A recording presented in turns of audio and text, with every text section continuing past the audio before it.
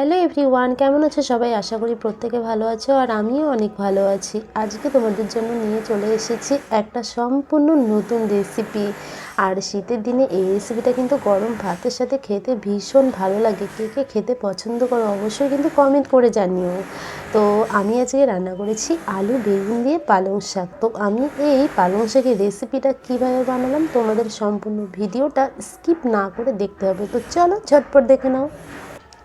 আর দেখতে পাচ্ছ শাকটা কিন্তু ভীষণ গরম, এখনও শাক থেকে কী পরিমাণে ধোঁয়া উঠছে। গরম ভাতে খেয়ে দেখো ভীষণ ভালো লাগবে। তো দেখতেই পারছো ফাইনালি আমার পালং শাকগুলো কাটা হয়ে গেছে। অন্যদিন আমি কুচি কুচি করে কাটি, আজকে একটু বড় বড় করে কেটেছি। আর আজকে আমি রান্না করব একটু অন্যরকমভাবে। এইভাবে রান্না করে খেতে কিন্তু আমার ভীষণ ভালো লাগে। আর আমি পালং শাকের মধ্যে দেব হলো বেগুন আর আলু। তার জন্য আমি কয়েকটা আলু আর বেগুন কেটে নিয়েছি, এগুলো দিয়ে আজকে রান্না হবে। আর এরপর আমি কড়াইতে দিয়ে দিলাম পরিমাণ মতো তেল আর 2-3টা শুকনো লঙ্কা আর কিছুটা পাঁচফোড়ন।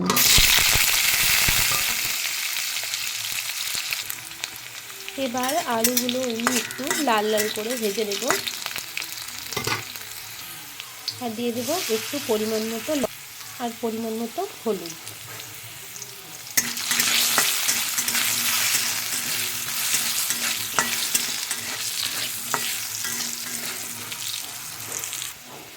আলুটা অনেকটা লাল হয়ে গেছে, এবার আমি বেগুনগুলোকে দিয়ে দেবো।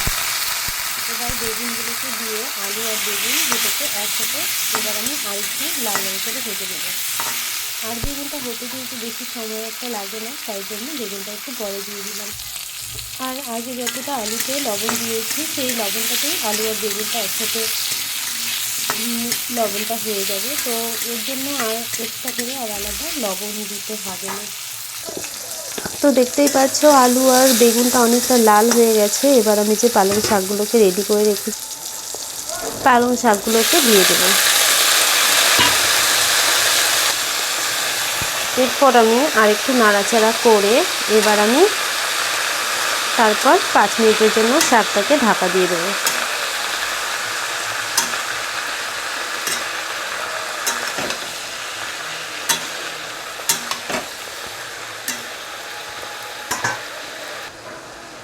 তার আগে দিয়ে দেবো আমি 4-5টা কাঁচা লঙ্কা কুচি আর একটু শাকের মধ্যে পরিমাণ মতো লবণ।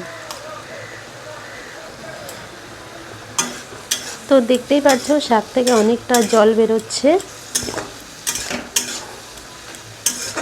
এবার আমি ঢেকে দেব।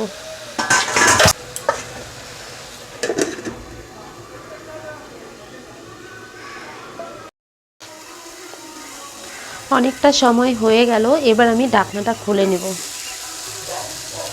ও মাই গড, শাক তো প্রায় হয়ে গেছে, এবার তো নামানোর পালা। একটু লেগে লেগে গেছে। তো দেখতেই পাচ্ছ শাক হয়ে গেছে, পালং শাক আলু বেগুন দিয়ে। কেমন হয়েছে রেসিপিটা এবার আমি নামিয়ে নেব। খুব সিম্পল রেসিপি, বানাতে কিন্তু খুবই কম সময় লাগে। আমার তো ভালোই লাগে বানাতে। আগে পারতাম না, কিন্তু এখন বানাতে বানাতে শিখে গেছি। দেখতে পাচ্ছ একদম রেডি পালং শাক আলু বেগুন দিয়ে। তো তোমাদের এই সিম্পল রেসিপিটা কেমন লাগলো? ভালো লাগলে অবশ্যই একটা লাইক কমেন্ট করে দিও আর নতুনদেরকে দেখার একটা সুযোগ করে দিও। তো চলো টাটা, ওকে বাই বাই, সবাই ভালো থেকে সুস্থ। দেখা হবে আবার নতুন কোনো ভিডিওর সাথে।